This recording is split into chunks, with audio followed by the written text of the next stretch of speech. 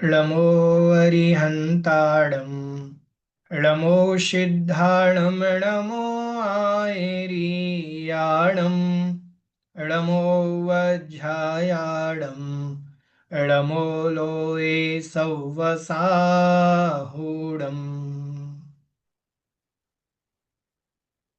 मोक्षमार्गस्य नेतारम् भेत्तारं कर्म भूभृताम् व्यातारं विश्वतत्त्वानां वन्दे तद्गुणलब्धये। बोले पंच परमेष्ठी भगवान की जय।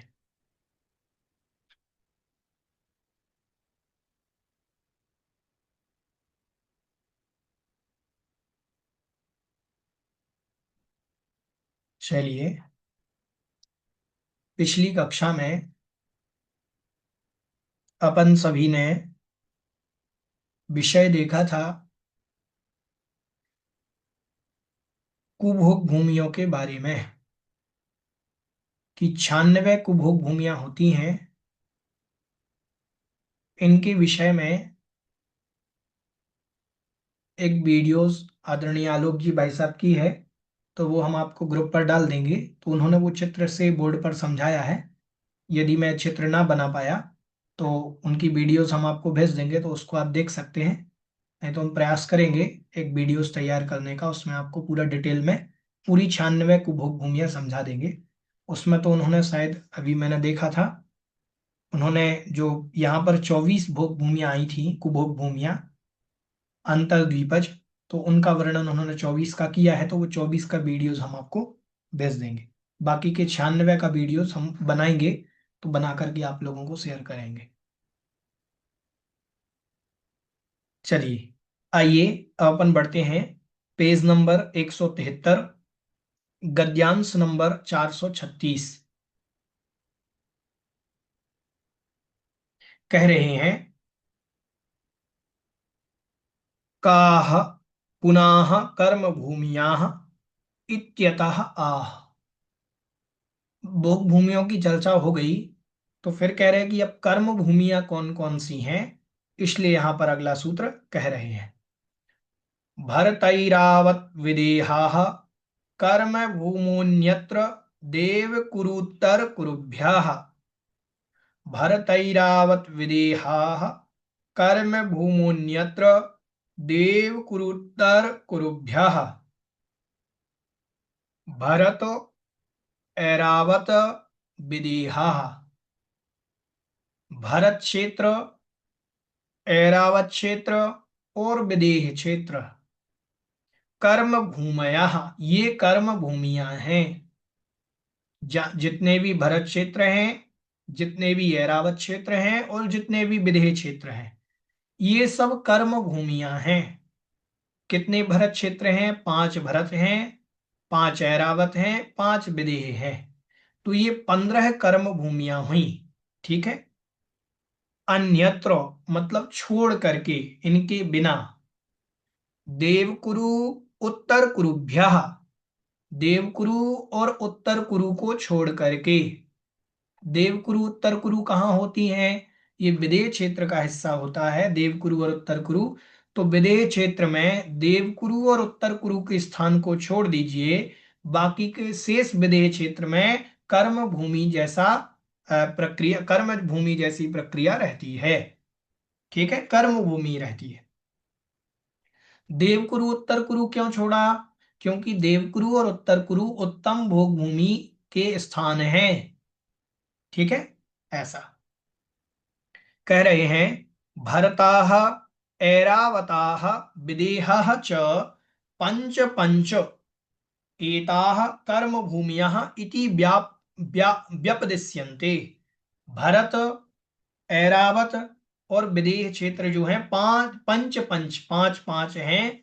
एताः कर्म भूमियाः व्यपदिश्यन्ते, ये कर्म भूमियां कही जाती हैं। तत्र विदेह ग्रहणात्, वहां पर विदेह क्षेत्र का ग्रहण करने से, देवकुरु उत्तर कुरु ग्रहणे प्रसक्ते तत्प्रतिषेधार्थम आह। विदेह क्षेत्र का ग्रहण करने से देवकुरु उत्तर कुरु ग्रहणे प्रसक्ते, देवकुरु और उत्तर कुरु के ग्रहण का प्रसंग आ जाता है। ठीक है, तो तत्प्रतिषेधार्थम आह, उसके प्रतिषेध के लिए, उसके निषेध के लिए सूत्र में कहा गया है अन्यत्र देव कुरुत्तर कुरुभ्यः, मतलब देव कुरु और उत्तर कुरु को छोड़ दीजिए। ठीक है, विदेह शब्द कहने से तो उनका भी ग्रहण हो जाता है। ठीक है, इति अन्यत्र शब्दः वर्जनार्थः, अन्यत्र शब्द जो आया है सूत्र में वो वर्जन के लिए है, निवारण के लिए है कि ये वहां पर नहीं होते। देवकुर्वकाः देवकुर देवकुर्वाः उत्तर कुर्वाः, ये देवकुर्वाः उत्तर कुर्वाः क्यों आया? ये बहुवचनांत प्रयोग है, क्योंकि 5 देवकुरु हैं और 5 उत्तर कुरु हैं। तो बहुवचन में देवकुर्वाः उत्तर कुर्वाः, हेमवतो हरिवर्षो रम्यको हैरण्यवतो अंतर्द्वीपः च भोगभूम्यः इति व्यपदिश्यन्ते। मतलब ये इनको छोड़ करके सब भोग भूमियां हैं। तो भोग भूमि कौन हो जाएंगी? जितने भी देवकुरु हैं, पांचों देवकुरु, पांचों उत्तर कुरु, पांचों हेमवत क्षेत्र, पांचों हरिवर्ष क्षेत्र, पांचों रम्य क्षेत्र। ठीक है, और हैरण्यवत अंतर्द्वीपः च, और हैरण्यवत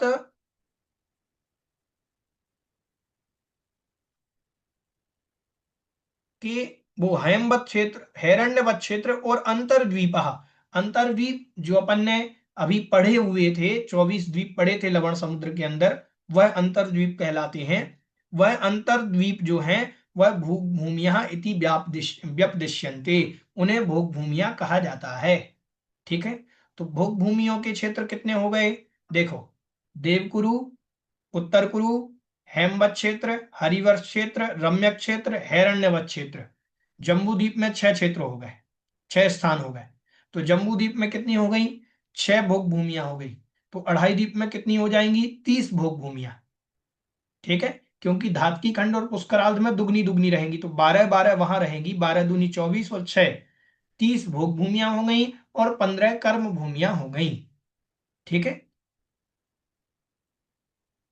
और अंतर्द्वीप जो है, अंतर्द्वीप कितने हैं? 96 हैं टोटल अंतर्द्वीप, लवण समुद्र में और कालोदधी समुद्र में। इन दोनों समुद्र में 96 अंतर्द्वीप हैं, तो वो भी भोग भूमियों के स्थान कहे जाते हैं, लेकिन वो कुभोग भूमियां हैं। ठीक है, अच कथम कर्म भूमित्वम, इनमें कर्म भूमित्व पुनः कैसे आया? कर्म भूमि क्यों कहते हैं इनको? तो कह रहे हैं शुभ अशुभ लक्षणस्य कर्मणोः अधिष्ठानत्वात्, शुभ अशुभ लक्षण के कर्मणः, शुभ अशुभ लक्षण रूप कार्य के द्वारा, अधिष्ठानत्वात् मतलब उनका अधिष्ठान होने से, शुभ अशुभ कार्य करने की सामर्थ्य होने से। तो कह रहे ननु सर्वम लोक तृतीयम कर्मणो अधिष्ठानम अधिष्ठानमेव, फिर तो पूरे तीनों लोकों में शुभ अशुभ कर्म तो का फल आदि जो है वो तो तीनों लोकों में सब जगह मिलता है, तीनों लोक ही हो जाएंगे कर्म भूमि। तो कह रहे हैं ततः एवं प्रकर्ष गति विज्ञास्यते, यहां उत्कृष्ट गति, प्रकर्ष गति मतलब उत्कृष्टता से यहां पर जानना चाहिए, विज्ञास्यते प्रकर्षेण यत कर्मणः अधिष्ठानम इति, मतलब जहां पर शुभ और अशुभ कर्म उत्कृष्ट रूप से किया जा सकता है वह कर्म भूमि कहलाती है। कह रहे तत्र अशुभ कर्मणः तावत् सप्तम नरक प्रापणस्य भरतादिषु एव अर्जनम, एव अर्जनम निकलेगा। तत्र अशुभ कर्मणः, वहां पर भी जो अशुभ कर्म है, तावत मतलब इतना, सप्तम नरकस्य प्रापणस्य भरतादिषु एव वर्जनम, मतलब जहां पर सात अशुभ कर्म इतना किया जा सकता है कि सातवें नरक तक की आयु को प्राप्त कर सकते हैं। ठीक है, अशुभ कर्म सातवें नरक तक की आयु को प्राप्त कर सकते हैं यहां पर रह करके, कर्म भूमि में रह करके। शुभस्य च सर्वाल सिद्धि आदि स्थान विशेष प्रापणस्य कर्मणः उपार्जनम तत्रैव, और शुभ कर्म का उत्कृष्ट उपादान कहां पर, इन्हीं कर्म भूमि में किया जा सकता है, मुनिराज बन करके, मुनि बन करके। कहां तक जाया भैया जा जी, सकता है? हाँ जी। भैया जी, इसमें 30 भोग भूमिया किस तरह से आई? एक बार नाम बता दीजिए। 30 भोग भूमियां ऐसे बनेंगी, जैसे हेमवत, हरि, दो क्षेत्र हुए। ठीक है, फिर हैरण्यवत, वो हैरण्यवत और रम्यक, चार क्षेत्र हुए। और विदेह क्षेत्र के अंदर दो, देवकुरु और उत्तर कुरु, तो 6 स्थान हो गए जम्बूद्वीप में। ऐसे 6 स्थान जम्बूद्वीप में हैं। धातकी खंड में इससे दुगनी रचना है, तो 12 हाँ जी। स्थान वहां के हो गए, तो हो गए 18। ठीक है, ऐसे ही 12 स्थान पुष्कर द्वीप में है, पुष्करार्ध में। ठीक है, तो हो गए 30। ठीक है, 12 पुष्करवर में, 12 धातकी खंड में, और उसके आधे जम्बूद्वीप में, 6। समझ में आ गया? जी भैया जी, आ गया। ठीक है, फिर आगे कह रहे हैं कि यहां पर उत्कृष्ट शुभ कर्म का बंध इतना किया जा सकता है कि सर्वाल सिद्धि स्थान विशेष प्रापणस्य कर्मणः उपार्जनम, सर्वाल सिद्धि तक के विशेष स्थान को प्राप्त करने का कर्म जहां पर उपार्जन किया जा सकता है उसे कर्म भूमि कहते हैं। मतलब ऐसे अशुभ कर्म और शुभ कर्म का उपार्जन करने में जो स्थान समाप्त है उसको कर्म भूमि कहते हैं। ठीक है, तत्रैव, हाँ। फिर दूसरा लक्षण कह रहे हैं कि कृष्यादि लक्षणस्य षड्विधस्य कर्मणः पात्रदानादि सहितस्य तत्रैव तत्रैव आरंभात कर्म भूमि व्यपदेशः वेदितव्यः। अब दूसरा लक्षण कर्म भूमि का ये भी बतला रहे हैं कि कृषि आदि लक्षण से, कृषि मतलब खेती। ठीक है, कृष्यादि मतलब खेती आदि लक्षण से, षड्विधस्य 6 प्रकार के लक्षण कहे, खेती आदि, असी मसी कृषि वाणिज्य शिल्प और विद्या। ठीक है, आदिनाथ भगवान ने जिन 6 कर्मों का उपदेश दिया था, वह 6 कर्मों के कर्मणः, उन कर्मों से, और पात्रदान आदि सहित से, और पात्रदान आदि आदि क्रिया जहां पर की जा सकती है, तत्रैव, तत्र मतलब जहां पर, आरंभात आरंभ करने से, जहां पर ये क्रियाएं आरंभ की जा सकती हैं उसे कर्म भूमि व्यपदेशः वेदितव्या, उसे कर्म भूमि जानना चाहिए। समझ में आया? कर्म भूमि के यहाँ पर दो कर्म भूमि किसे कहते हैं, जहां पर उत्कृष्ट कर्म किए जा सकते हैं, शुभ कर्म का भी अशुभ कर्म का भी। जहां पर 6 प्रकार से कर्म किए जाते हैं, 6 कर्म किए जाते हैं खेती आदि, वो स्थान कर्म भूमि वाले कहलाते हैं।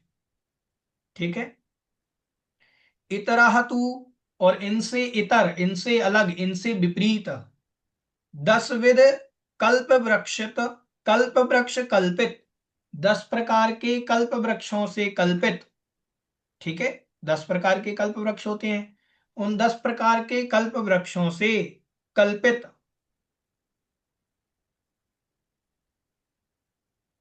नहीं, 10 विध कल्प वृक्ष का, कस्पित लिख रहा है, वैसे कल्पित होना चाहिए। ये जो कस्पित लिखा हुआ है आपके में भी शायद कस्पित ही लिख रहा होगा।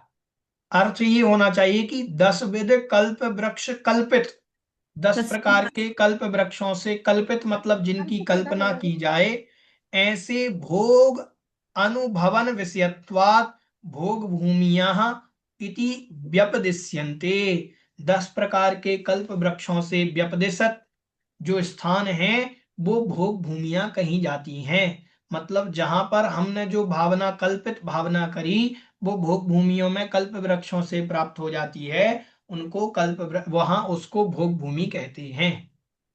समझ में आया भोग भूमि कर्म भूमि की परिभाषा? ठीक है, चलिए आगे भैया बढ़ते ये जो कल्पवृक्ष होते हैं कौन से होते हैं, मतलब ये पृथ्वी कायिक होते हैं या एकेंद्रीय होते हैं या फिर अकृत्रिम होते हैं? ठीक है, पहली चीज तो कल्प वृक्ष सारे एक इंद्रिय ही होते हैं। एक इंद्री। हाँ, एक इंद्रिय होते हैं, एक इंद्रिय जीव वृक्ष। अच्छा। हाँ जी, ठीक है।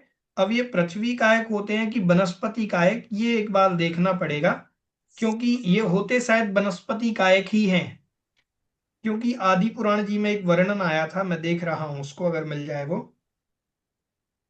कि जो कल्प वृक्ष समाप्त होते हैं, तो कल्प वृक्ष के समाप्त होने के बाद वो सामान्य पेड़ जैसे रह गए, ऐसा आदि पुराण में आता है। अब वो सामग्री नहीं दे रहे, मतलब वो वनस्पति कायक ही होते हैं। एक बार ये मैं विषय अगर मिल जाता है तो देख करके हम बता देंगे। चलिए, इसमें तो नहीं दिख रहा है।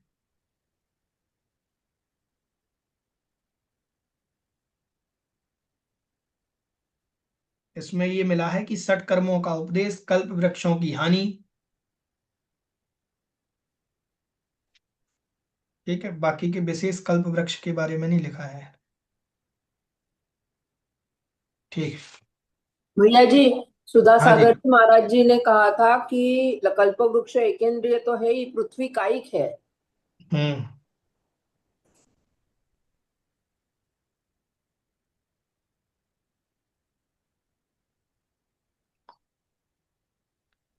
अब पृथ्वी का एक है, लेकिन आदि पुराण जी में जो एक वर्णन आया था, मुझे वो पूरा स्मरण में है, कि आदि पुराण में जब वो लोग गए कल्प वृक्षों से सामग्री मांगने, तो कल्प वृक्षों ने सामग्री देना बंद कर दिया। ठीक है, तो वो कौन से, एक बार ये विषय देखना पड़ेगा। मेरे पास ये प्रश्न लिखा हुआ भी है पहले से। 10 प्रकार के कल्प वृक्ष के नाम, 10 प्रकार कल्प वृक्ष का विशेष वर्णन व कुतर्कों का प्रहार। ठीक है, इसमें देखेंगे 9वें पर्व में है, 36 नंबर श्लोक से 51 नंबर श्लोक तक आदि पुराण के अंदर। ठीक है, तो ये एक बार पढ़ करके हम आपको बता देंगे। भैया जी इसमें नीचे तो 35 लिखा है। क्या चीज? नीचे विशेषार्थ में लिखा 35। नहीं नहीं, वो नहीं है, वो तो हम आदि पुराण का बतला रहे हैं कि आदि पुराण में वो आया है। नहीं भैया, वो भूमि की उसमें 35 लिखी इसमें। भोग भूमिया क्या लिखी हैं? विशेषार्थ में लिखा नीचे 35 होती है।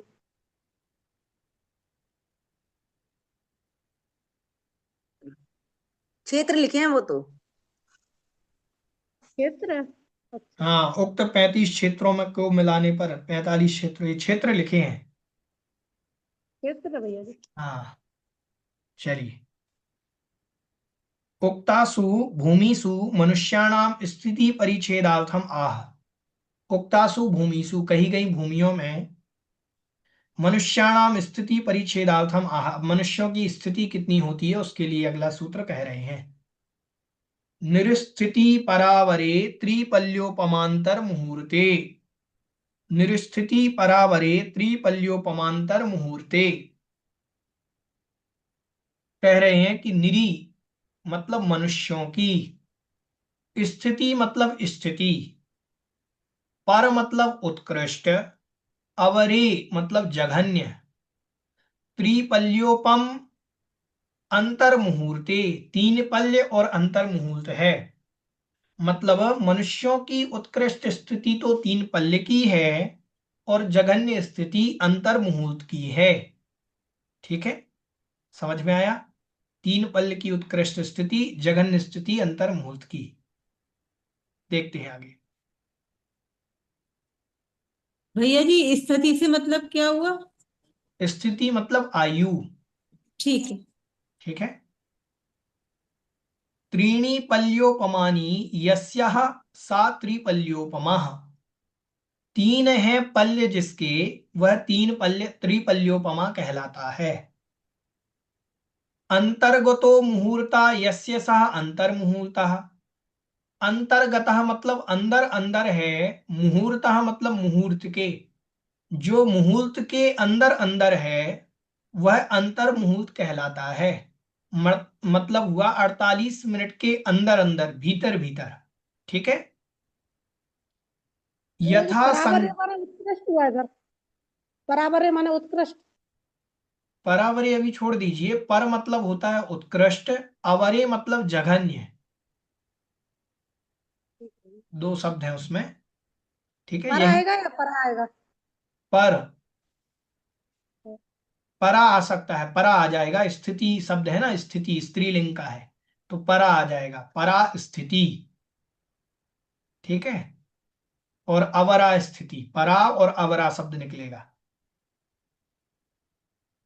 कह रहे हैं यथा संख्येन अभिसंबंध, संख्या के साथ इनका भी संबंध कर लेना चाहिए।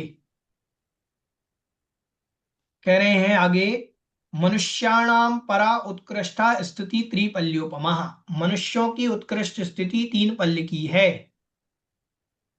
अपरा जघन्या अंतर्मुहूर्ता, अपरा जघन्या मतलब जघन्य स्थिति, अपरा मतलब जघन्य स्थिति जो है वो अंतर्मुहूर्त है।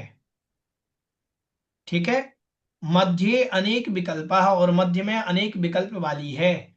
मतलब अंतर्मुहूर्त से लेकर के उत्कृष्ट के बीच के जितने भी भेद हैं वो सब मध्य कहलाते हैं, वो अनेक विकल्प वाले हो गए। समझ में आ गया? ठीक है। तत्र पल्यम त्रिविधम, पल्य भी तीन प्रकार के होते हैं। ये थोड़ा एकाग्रता से विषय देखेंगे। व्यवहार पल्यम, उद्धार पल्यम, अध्यापल्यम इति। पल्य तीन प्रकार के होते हैं। एक तो हुआ व्यवहार पल्य, एक उद्धार पल्य और एक अध्यापल्य। ठीक है। अनवर्थ संज्ञा एताः, अनवर्थ संज्ञा मतलब जैसा नाम है इनका वैसी इनकी संज्ञा है, वैसा इनका अर्थ है। अनवर्थ संज्ञा, अर्थ के अनुरूप इनका नाम है।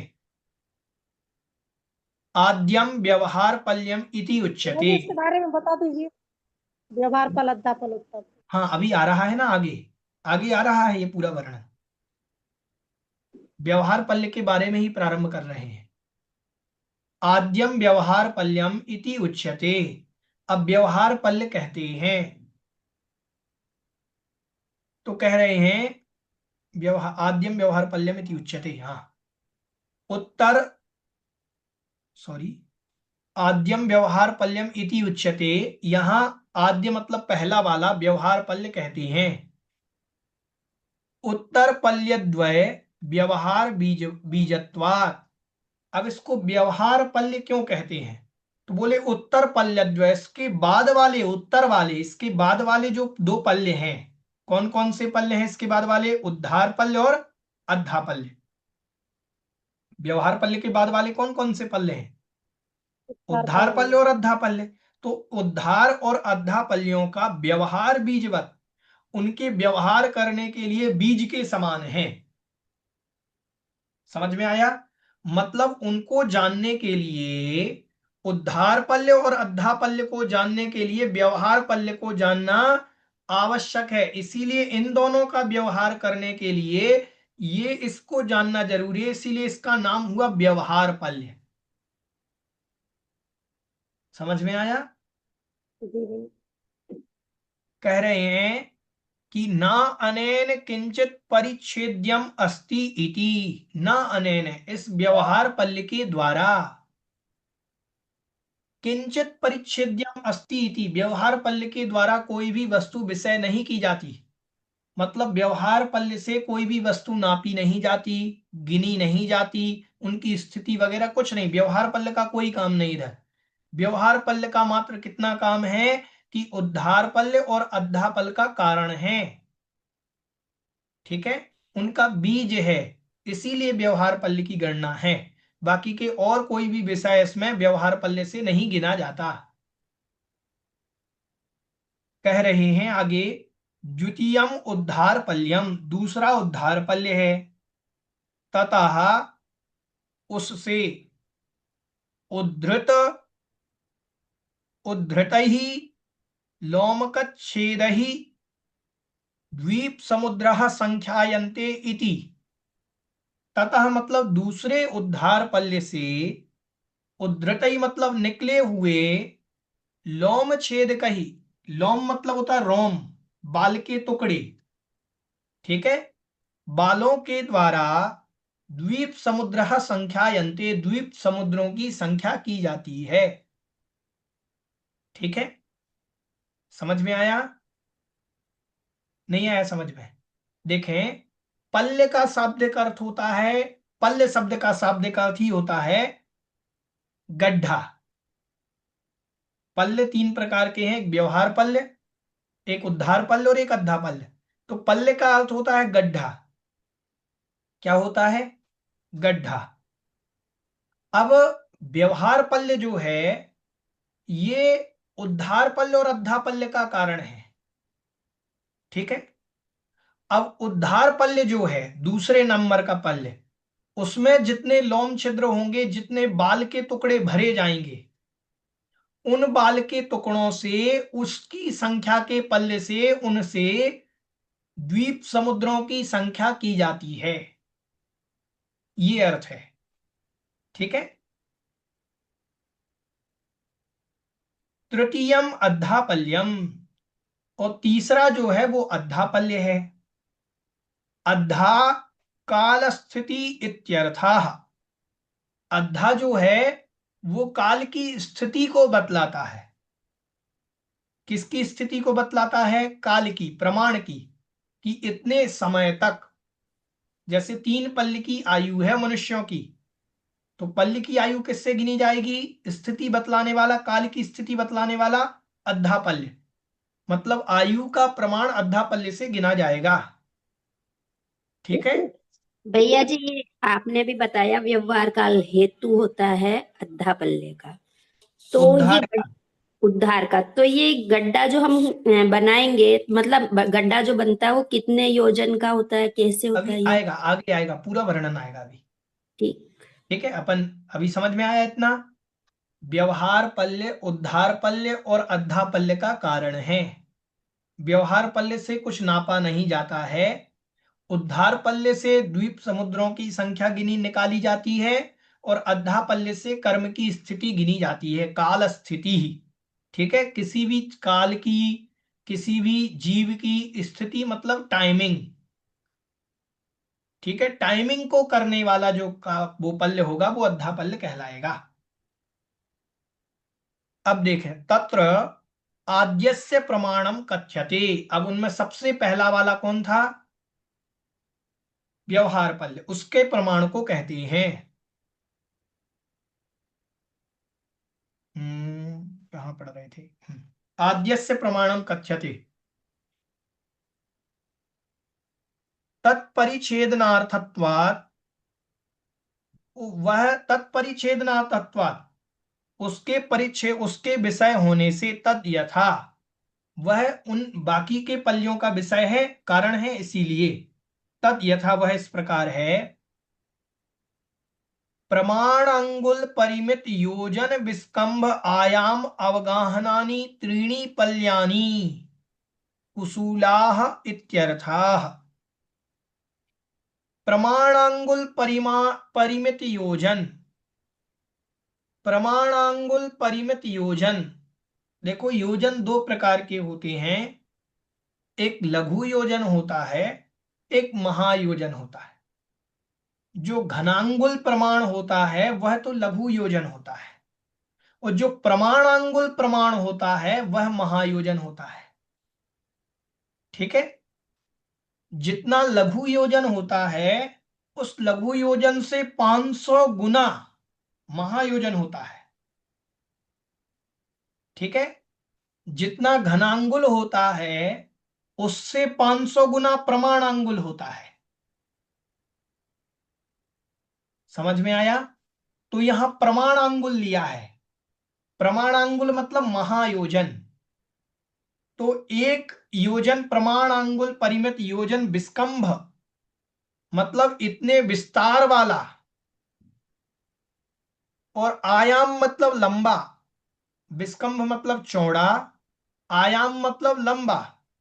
एक योजन लंबा, एक योजन चौड़ा और अवगाहनानी मतलब गहरा, 1 योजन गहरा। अब ये 1 योजन कितना होगा? 6000 किलोमीटर का। कितना होगा? क्योंकि ये महायोजन है, प्रमाणांगुल से नापा गया है। 6000 किलोमीटर का, 6000 किलोमीटर लंबा गड्ढा, 6000 किलोमीटर चौड़ा और 6000 किलोमीटर गहरा एक गड्ढा करना है। ठीक है। त्रीणी पल्यानी, 3 पल्य करना है। त्रीणी मतलब 3 ऐसे गड्ढे करने हैं, एक नहीं करना। अपन को कितने करना है? 3 गड्ढे। कितने कितने बड़े? 6000 किलोमीटर लंबे, चौड़े और गहरे। ठीक है, 3 गड्ढे करना है। पल्यानी कुसूला इत्यर्था। पल्य का मतलब है कुसूल, कुसूल मतलब होती है गड्ढा। ठीक है, तो पल्य शब्द का शाब्दिक अर्थ क्या है? गड्ढा। तो 3 गड्ढे करने हैं। कितने गड्ढे करने हैं? 3। पहला गड्ढा भी 6000 किलोमीटर लंबा, चौड़ा, गहरा, दूसरा भी इतना, तीसरा भी इतना। ठीक है, समझ में आ गया? 3 गड्ढे कर लिए मान लीजिए। अब कह रहे हैं कि एकादि सप्तांत होरात्रो अहोरात्रो जाता विवाल अग्राणी जात विवाल अग्राणी, नहीं नहीं, जात अविवाल अग्राणी निकलेगा। अवि अवि बाल अग्राणी तावत् छिन्नानि यावत् द्वितीयं कर्तरिच्छेदम न अपनुवन्ति। कह रहे एक आदि सप्त अहोरात्र जातो। एक आदि मतलब एक पहले दिन से लेकर के सप्त 7 दिन तक, अहोरात्रो मतलब 7 दिन तक, एक दिन से लेकर के 7 दिन तक का कोई है। कौन है? तो कहा अवि। अवि मतलब होता है भेड़ का बच्चा। अवि मतलब क्या होता है? भेड़ का बच्चा, उसको अवि कहते हैं। ठीक है, तो उस भेड़ के बच्चे को अवि के बाल मतलब बाल, भेड़ के बच्चे के जो बाल हैं वो बच्चा कितने दिन का होना चाहिए? 1 दिन से 7 दिन के बीच का। 1 दिन से 7 दिन के बीच के भेड़ के बच्चे के बालों को तावत छिन्नानी तब तक छिन्न भिन्न करना है, यावत द्वितीयम कर्तिर्छेदम न अपनुवंती, जब तक दूसरा टुकड़ा न अपनुवंती, दूसरा टुकड़ा जिसका नहीं हो सके, इतना टुकड़ा करना है। देखो यहां कोई जीव को मारने की बात नहीं है, बस प्रमाण बतला रहे हैं कि 1 से 7 दिन का मेढ़ का बच्चा हो, भेड़ का बच्चा हो, उस भेड़ के बच्चे के बाल जो हैं उन बाल को इतना छोटा छोटा टुकड़ा करना है कि जिसका दूसरा टुकड़ा ना हो सके। समझ में आया? अब ऐसे उन टुकड़ों को तादृश तादृश तादृशही लोमच्छेदहि परिपूर्णम घनीकृतम व्यवहार पल्यम इति उच्यते। तादृशही मतलब उस प्रकार से, लोमच्छेदहि उन लोम छेदों से, परिपूर्णम घनीकृतम परिपूर्ण कर देना, घन से मतलब ऐसा घनघोर भर देना। पहले गड्ढे को भरना है 6000 किलोमीटर लंबा गड्ढा, 6000 किलोमीटर चौड़ा और 6000 किलोमीटर गहरा, मतलब भारत से भी दोगुना लंबा। जितना भारत है उस गड्ढे की लंबाई कितनी होगी? भारत से भी बड़ी। इतना ही गहरा, इतना ही चौड़ा, 6000 किलोमीटर लंबा चौड़ा गहरा गड्ढा भरना है। व्यवहार पल्यम इति उच्यते, उसको व्यवहार पल्य कहते हैं। ठीक है, कह रहे हैं उसमें भी ततः उससे वर्ष सते 100 वर्ष में, वर्ष सते गते 100 वर्ष व्यतीत होने पर एक एक लोम अपकर्षण विधिना, एक एक लोम निकालने पर, अपकर्षण मतलब खींचना, निकालने पर, इस विधि से यावता कालेन तद रिक्तम, जब जितने काल में वह रिक्त हो जाएगा, भवेत मतलब हो जाएगा, तावन कालो व्यवहार पल्यम आख्येयः, उतने काल को एक व्यवहार पल्य कहते हैं। आया समझ में?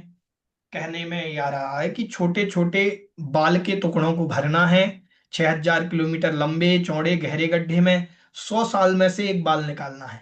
कितने सालों में? 100 साल में एक बाल निकालना है। जब वो गड्ढा खाली हो जाएगा उतने काल को एक पल्ले कहा जाता है। बढ़िया रखी दो। ठीक है, उसको क्या कहा जाता है? एक पल्ले कहा जाता है। ठीक है, अब ये तो हुआ व्यवहार पल्ले। व्यवहार पल्यो पल्योपम आख्या, उसे भैया व्यवहार ये पल्योपम कहते हैं। हाँ जी। ये उन मनुष्यों के लिए है क्या जहाँ पे वो वो जो कल्पवृक्ष होते हैं जहाँ से खुद ही चीजें प्राप्त हो जाती हैं, उनके लिए है क्या ये? हाँ जी, उनके लिए भी है, क्योंकि पल्ली की आयु भोग भूमि के मनुष्यों की ही होती है। ठीक अच्छा। है, एक हाँ, पल्ली। क्योंकि इसमें इतना लंबा चौड़ा गड्ढा बता दिया, इतनी लंबी चौड़ी आयु, और ये नहीं सब नहीं, बताया है। तो भोग भूमि के मनुष्य की अपनी भी तो हो सकती है। कर्म भूमि की उत्कृष्ट आयु कितनी पड़ी थी अपन ने? एक पूर्व कोटि की। संख्यात वर्ष हमने आपको बताया था। एक पूर्व कोटि कहां पर होती है? ये अपन ने पढ़ी थी अ, विदेह क्षेत्र में। उत्कृष्ट स्थिति एक पूर्व कोटि की पढ़ी थी। एक हाँ। पूर्व कोटि की उत्कृष्ट स्थिति कहाँ होती है? यहाँ कर्म भूमि में भी जब चौथा काल आता है, चौथे काल में भी उत्कृष्ट स्थिति एक पूर्व कोटि की होती है। हाँ। ठीक है, इतनी स्थिति होती है। तो यहाँ पर संख्यात वर्ष बनेंगे, और जब वो एक पल्ले में पहुंच जाएगा जघन्य भोग भूमि में, ऐसे तो 3 पल्ले की आयु होती है भोग भूमि के जीवों की, उत्कृष्ट उत्कृष्ट भोग भूमि जीवों की। जघन्य भोग भूमि में 1 पल्ले होती है। ठीक है, यानी कि 100 वर्ष। हाँ 100 वर्ष। अच्छा। अभी 100 वर्ष नहीं लगाना है इधर कुछ। अभी ये तो अभी पल्ले में, अभी तो ये जो है ये पल्ले व्यवहार पल्ले है। अभी व्यवहार पल्ले से कुछ नहीं गिना जाता, ये भी जानना। अच्छा। क्या कहा था कि व्यवहार पल्ले से किसी को विषय नहीं किया जाता, वो स्थिति भी अद्धा पल्ले से लगेगी। अभी अद्धा पल्ले तक पहुंचते हैं, व्यवहार पल्ले तो छोड़ो। ठीक है, अभी व्यवहार पल्ले की हुई। अब देखो। सागर की भी तो इसी प्रमाण में रहती है। हाँ जी। सागर भी सागर इसी अभी, प्रमाण। सागर अभी, आप सागर की भी चर्चा सब आएगी, अभी सिर्फ अपन पल्ले की चर्चा करें। व्यवहार पल्ले समझ में आया? इतना, इससे आगे नहीं बढ़े क्योंकि सब कंफ्यूजन हो जाएगा आपके अभी। ठीक है, अभी सिर्फ व्यवहार पल्ले समझ में आया कि 6000 किलोमीटर लंबा चौड़ा गहरा गड्ढा भरना है, उसमें रोम बाल डालने हैं। वो बाल 100 वर्ष में एक निकालेंगे, जब वो खाली हो जाएगा तब एक व्यवहार पल्ले होगा। अभी सिर्फ व्यवहार पल्ले होगा, इससे कोई नाप तोल नहीं होना है। व्यवहार पल्ले का कोई काम नहीं है, इससे आगे के लिए काम आएगा, वो देखते हैं अपन। और वो जी वो गड्ढे जो हैं भैया जी, वो भी इस तरह भरे जाएं कि चक्रवर्ती की सेना उन पे चल जाए। हाँ जी बिल्कुल, चक्रवर्ती मतलब घनीकृतम लिखा ना शब्द आया था। वही। घनीकृतम शब्द क्या है? कि चक्रवर्ती की सेना भी चल जाए तो दबे नहीं। इतने इतने घने डालना है। ठीक है, इतनी घनीकृतम शब्द जो आया इसमें कि परिपूर्णम घनीकृतम, पूर्ण करके घना करना, इतना घना कि रोलर भी आप चला दो ना तो दबे नहीं। समझ में आया? ऐसा। आगे कह रहे हैं तही एव लोम छेदही। अब उन लोमों के छेदों से, छेद मतलब टुकड़े, छेद का मतलब यहां टुकड़े समझना। छेद मतलब क्या होता है? टुकड़े। लोम मतलब बाल। ठीक है, लोमत छेदही, उन बाल के टुकड़ों से प्रत्येकम असंख्य वर्ष कोटि समय मात्र छिन्न ही तत्पूर्णम उद्धार पल्यम। अब देखो, प्रत्येकम असंख्यात वर्ष कोटि, असंख्यात वर्ष करोड़, ध्यान से सुनना। अब संख्या सुनना भी आप। अब आप व्यवहार पल्ले को अभी भूल जाइए। असंख्यात वर्ष करोड़ में, असंख्यात वर्ष करोड़ में, ठीक है, मतलब असंख्यात करोड़ वर्ष में समय मात्र छिन्न ही, जितने समय होते हैं। देखो, अपन कितना पढ़ते हैं? मतलब अपन ये कहते हैं कि चलो 1 सेकंड में असंख्यात आवली कह देते हैं, इतनी होती नहीं, उससे भी ज्यादा। 1 सेकंड में आपने असंख्यात आवली मानी, एक आवली में असंख्यात समय, एक आवली में कितने समय होते हैं? असंख्यात समय।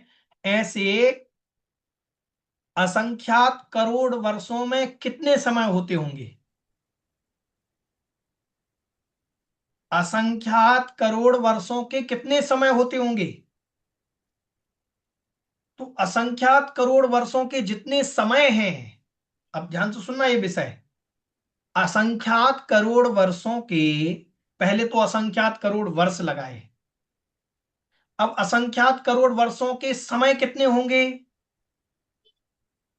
असंख्यात करोड़ा में असंख्यात असंख्यात असंख्यात, ये भी कम है। आप ये मान के चलो कि एक सेकंड में असंख्यात आवली होती हैं, असंख्यात एक आवली में असंख्यात समय होते हैं। सोचो जब एक आवली में असंख्यात समय होते हैं तो एक असंख्यात करोड़ वर्ष में कितने समय होंगे? ठीक, अनंतर, जिसका पता ही ना चले, अनंत। हाँ वो संख्या। तो अभी ये संख्या सब संख्या में जाएंगे, मतलब रहेंगे असंख्यात में, अवधि ज्ञान महापर्याय ज्ञानी के विषय बनेंगे। अच्छा। तो वह जो है कह रहे कि असंख्यात करोड़ वर्षों में जितने समय होते हैं, ठीक है, मात्र छिन्न ही तत्पूर्णम उद्धार पल्यम।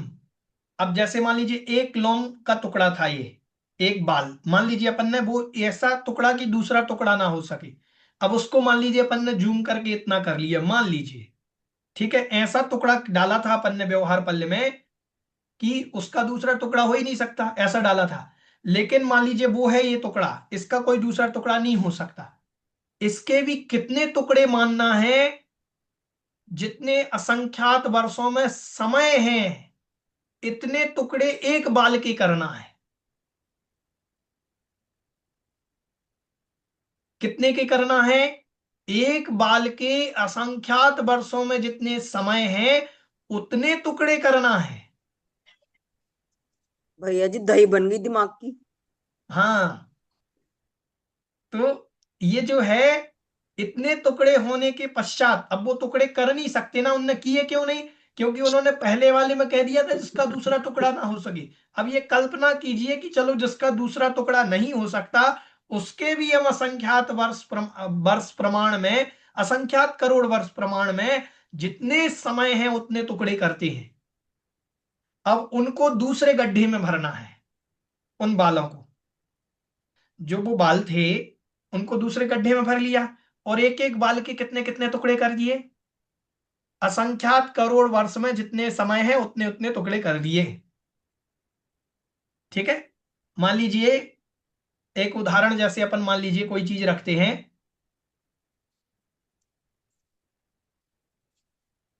अपन ने किसी डिब्बे में 10 लड्डू रखे, बूरा ले ले, बूरा।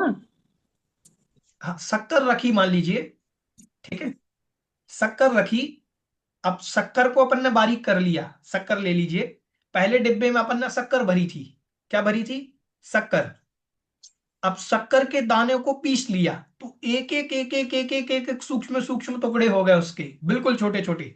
उसको उतने ही 1 किलो के डिब्बे में शक्कर थी तो दूसरा डिब्बा भी 1 किलो का था, उस बूरे को अपन ने 1 किलो वाले डिब्बे में डाल दिए, तो अब दाने गिनो कितने हो गए इसके।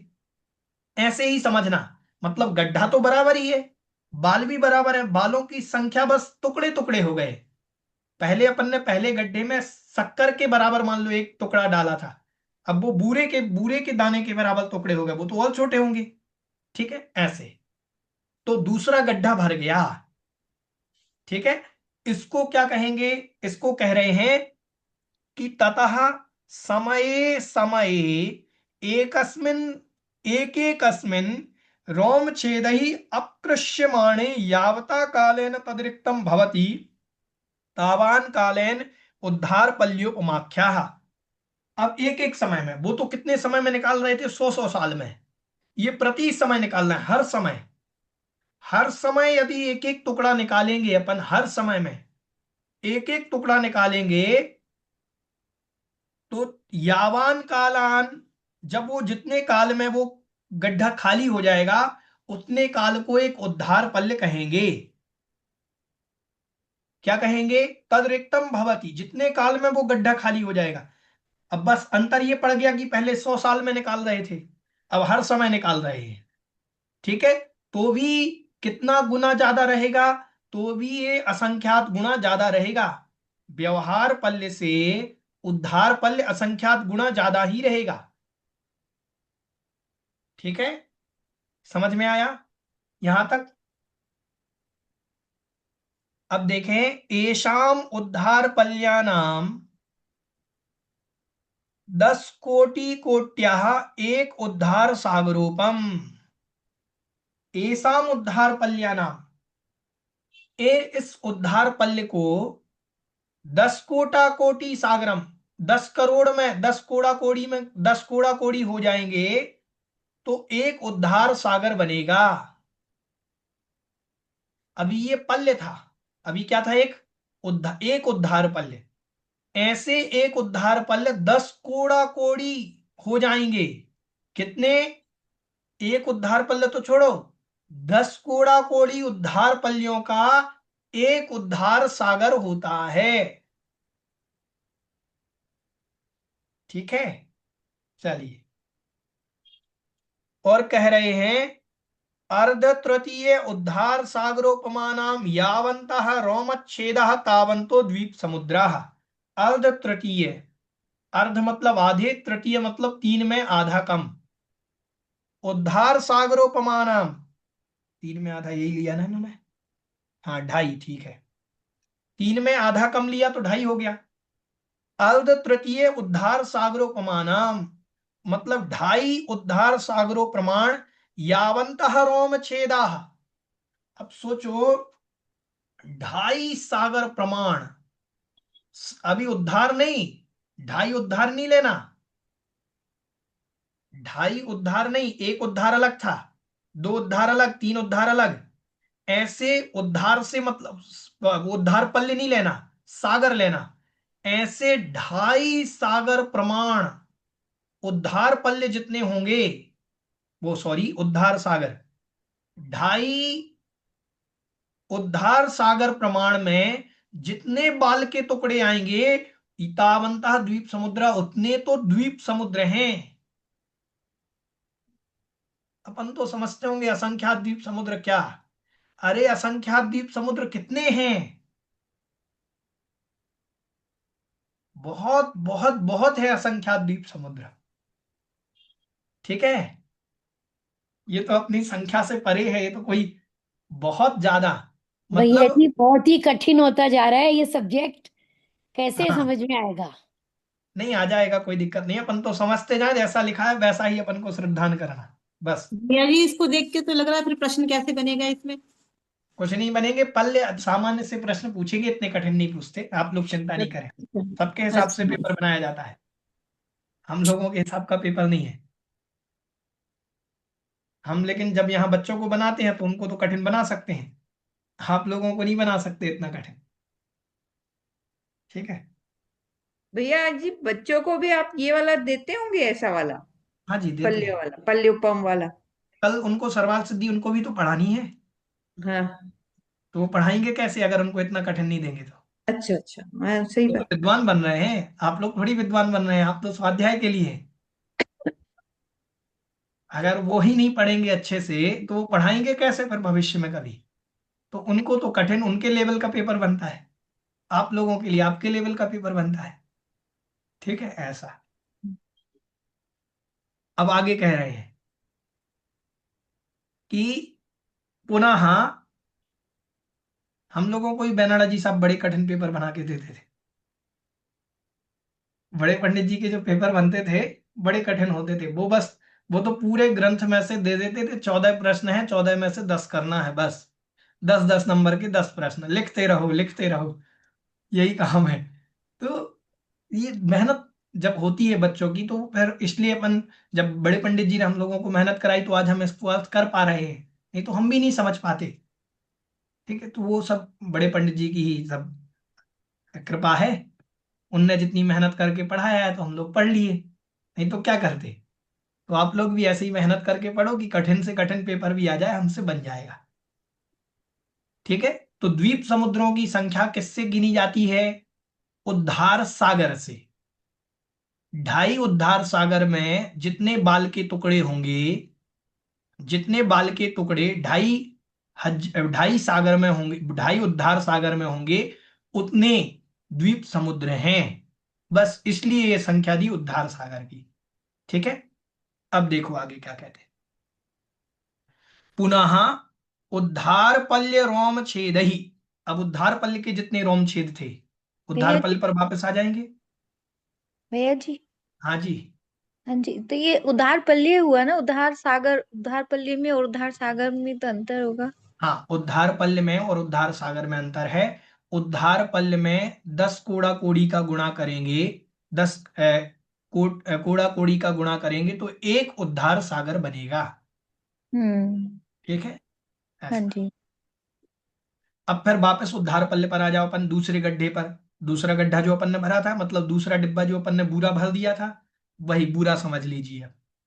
ठीक है, पुनः उद्धार पल्य रोम छेदही। पुनः उद्धार पल्य के रोम छेदही मतलब बालों के टुकड़ों से वर्ष शत समय मात्र छिन्न ही। 100 वर्षों में जितने समय होते हैं, अभी तो उनने असंख्यात करोड़ वर्ष लिए थे, अब 100 वर्ष ले लिए। कितना वर्ष टाइम लिया? 100 वर्ष।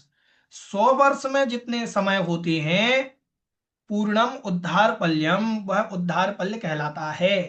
अब मतलब ध्यान से सुने कि अब अपन ने जो उद्धार पल्य में, पहले ये समझे कि ये जो था ये अपना व्यवहार पल्य था, व्यवहार पल्य का एक बाल।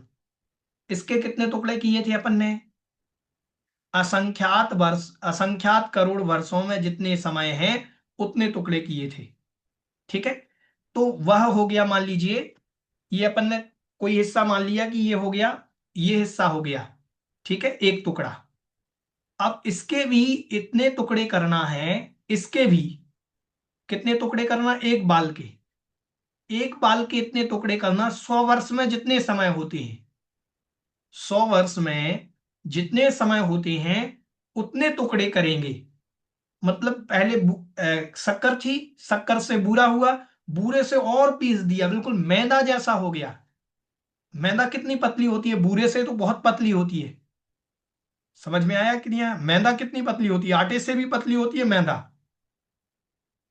समझ में आ रहा है कि नहीं आ रहा है? आटे से भी पतली होती है। हाँ, तो अपन बूरे शक्कर को हटा करके गेहूं को रख लेते हैं।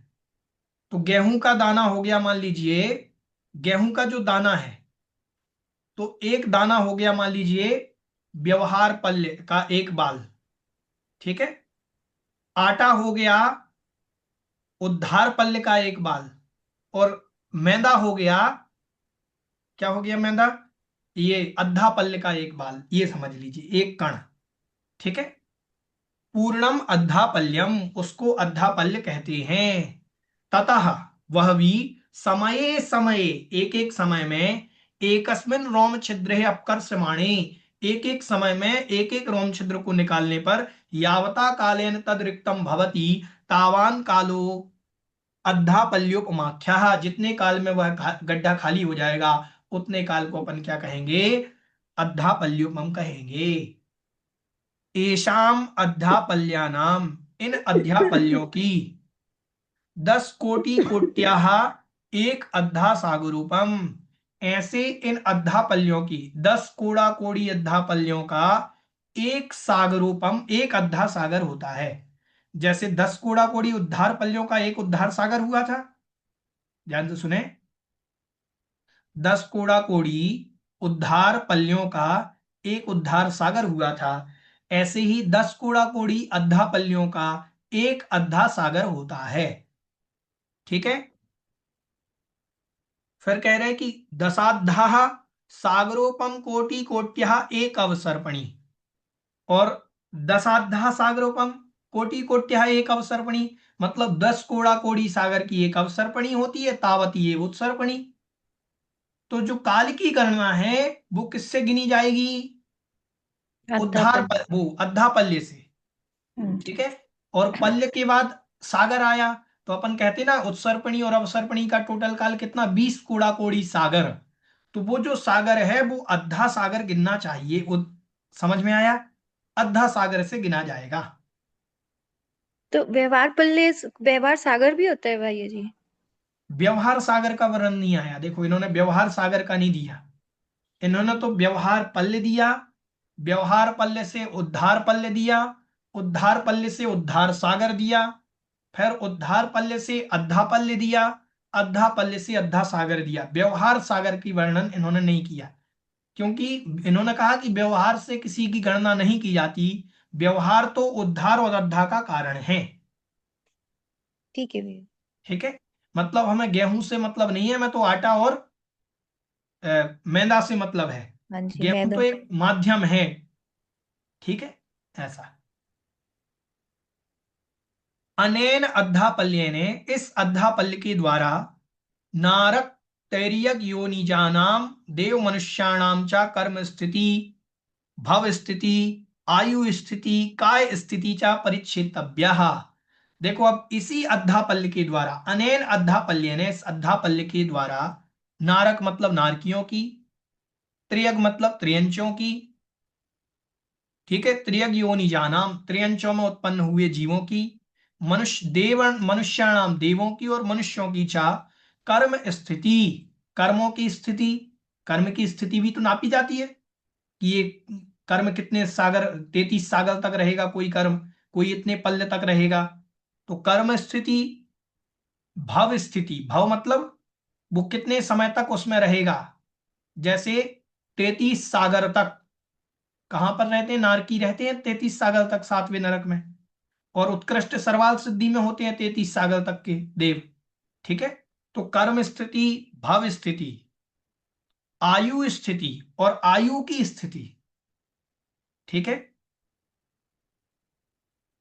और काय स्थिति चा, और काय की स्थिति, परिच्छेतव्य, इनका विषय परिच्छेतव्य मतलब जाननी चाहिए, मतलब सब उद्धार पल्ले अद्धा पल्ले से जाननी चाहिए। मतलब यहां पर जो मनुष्यों की 3 पल्ले की आयु कही गई है, वो कौन से पल्ले से गिनी जाएगी, अद्धा पल्ले से। मनुष्यों की उत्कृष्ट आयु 3 पल्ले की होती है, तो कौन सा पल्य, अद्धा पल्य। ठीक है, समझ में आ गया। चलिए, भैया उक्ता पल्ले, पल्ले सागर से छोटा हुआ है ना। हाँ, पल्ले सागर से छोटा होगा। भैया जी हाँ भोग भूमि के मनुष्यों की बता रहा है। हाँ, भोग भूमि के मनुष्यों की, मनुष्य मतलब मनुष्य, सामान्य से मनुष्यों की उत्कृष्ट आयु 3 पल्ले की होती है। अब वो कहाँ के हैं, तो वो भोग भूमि में ही होते हैं, पल्ले की आयु वाले। ठीक है, कह रहे हैं उक्ताचा संग्रह गाथा, एक गाथा वहां पर कही जा रही है। व्यवहार उद्धार पल्ला तिर्णेव होंति बोधब्बा, व्यवहार उद्धार और अद्धा पल्य 3 ही होते हैं, ऐसा जानना चाहिए। बोधब्बा मतलब जानना चाहिए। संख्यादीव समुद्रा कम्मठिदी बंडिदा तदिये, संख्या द्वीप समुद्र, द्वीप समुद्रों की संख्या, और कर्मठिदी कर्मों की स्थिति बंडिदा वर्णित की जाती है, तदिये इनके द्वारा, इनके द्वारा द्वीप समुद्रों की संख्या और कर्मों की संख्या वर्णित की जाती है। चलिए, 2 लाइन और रह गई हैं, इनको और पढ़ लेते हैं तो पूरा ये अध्याय हो जाएगा। भैया जी द्वीप समुद्रों की गणना कैसे करते, लेकिन अभी तो आया था द्वीप समुद्रों की गणना। कितने द्वीप समुद्र हैं, असंख्यात, वो 2.5 उद्धार सागरों का, 2.5 उद्धार सागर जितने हैं, उनमें जितने लोम छिद्र मतलब लोम के टुकड़े आएंगे, उतने द्वीप समुद्र हैं। ठीक है, भैया जी वहां के सब पूरे भोग भूमि के हैं जी, पूरे द्वीप समुद्र। नहीं नहीं, आप अभी समझ नहीं पा रहे हैं भोग भूमि के द्वीप समुद्रों को। चलिए, अभी समझाएंगे इसको, कल अपन विशेष चर्चा करेंगे। ठीक है, इस पर यथा एव एते उत्कृष्ट जघन्य स्थिति नृणाम, यथा एव एते जैसे ही उत्कृष्ट और जघन्य स्थिति मनुष्यों की है, तथैव मतलब वैसी ही त्र्यग योनि जानाम च, त्रियग योनि जानाम च, त्रियग योनि जानाम, त्रियग मतलब त्रियंचों की, योनि में जानाम मतलब उत्पन्न हुए, त्रियंचों की योनि में जो उत्पन्न हुए उन जीवों की, चा मतलब भी, उन जीवों की भी ऐसी ही उत्कृष्ट और जघन्य स्थिति होती है जैसी मनुष्यों की होती है। कैसी उत्कृष्ट स्थिति, उत्कृष्ट स्थिति 3 पल्ले की त्रियंचों की, और जघन्य स्थिति अंतर्मुहूर्त की। ठीक है, तिरश्चाम योनि त्रियग योनि, त्रियंचों की जो योनि है वो त्रियग योनि कहलाती है। और त्रियज्ञति नाम कर्म आपादितम जन्म इत्यर्था, मतलब त्रियंच गति नाम कर्म से प्राप्त जो जन्म होता है, इसका मतलब यह हुआ। त्र्यग योनौ जातः त्र्यग योनि जानः, त्र्यच योनि में जो उत्पन्न हुए वो त्र्यग योनिजाः कहलाते हैं। तेसाम त्र्यग योनि जानाम उत्कृष्टा भव स्थिति त्रिपल्योपमः, उन त्र्यंच योनि में जो उत्पन्न हुए जीवों की भव स्थिति कितनी होती है? 3 पल्ल की होती है। ठीक है। जघन्य अंतर्मुहूर्ता, जघन्य स्थिति अंतर्मुहूर्त की होती है। मध्य अनेक विकल्प, और मध्य के अनेक विकल्प हैं। मतलब मनुष्यों की और त्र्यंचों की आयु सेम है, जघन्य भी उत्कृष्ट भी। ठीक है। अब भोग भूमि के मनुष्य भी कहाँ के लिए जाएंगे? 3 पल्ल वाले भोग भूमि के, 1 पल्ल 2 पल्ल 3 पल्ल भोग भूमि। त्र्यंच भी 1 पल्ल 2 पल्ल 3 पल्ल भोग भूमि। बाकी के उससे कम वाले जितने हैं वो सब यहाँ के कर्म भूमि के लिए जाएंगे। ठीक है।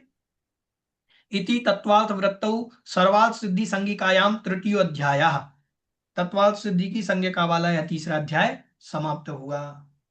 बोधि समाधि परिणाम शुद्धि स्वात्मोपलब्धि शिवशौक्य सिद्धि चिंतामणिं चिंतित वस्तुदाने त्वां वन्द्यमानस्य ममास्तु देवी।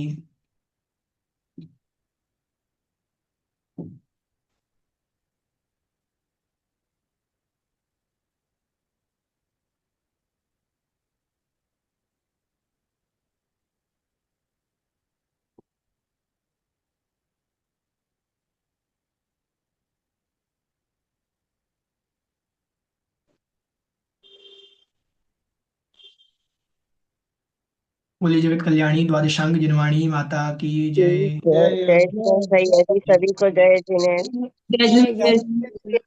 बहुत टाइम हो गया आज भैया जी। यदि कोई आज बात, जितना भी विषय बताया पूरा ना हो ये गया। सब फिर विषय भैया जी अधूरा रह आज, जाता है तो वो फिर रह नहीं पाता है, वो समझ में नहीं आता। भैया आज बताया ना ये सब हमें लिखित में मिल जाएगा तो बहुत अच्छा रहेगा। लिखित में नीचे तो लिखा है हिंदी में। नहीं वो तो लिखा, आपने जो समझाया ना वो पूरा। तो चलो देखते हैं, ये रिकॉर्डिंग क्लास अभी रिकॉर्डिंग होने लगी है तो वो इसका रिकॉर्डिंग डाल प्रश्न देंगे। भैया उत्तर भी आने तो पता लगी है चलना अब। चाहिए कि क्या बनेगा। हाँ जी। कल इसके प्रश्न पे चर्चा करिएगा कि इनमें से क्या प्रश्न बनेगा। हाँ जी ठीक है। ठीक है भैया जी, जय जिनेन्द्र। जय जिनेन्द्र सभी। जय जय जिनेन्द्र। श्री भैया जी, बहुत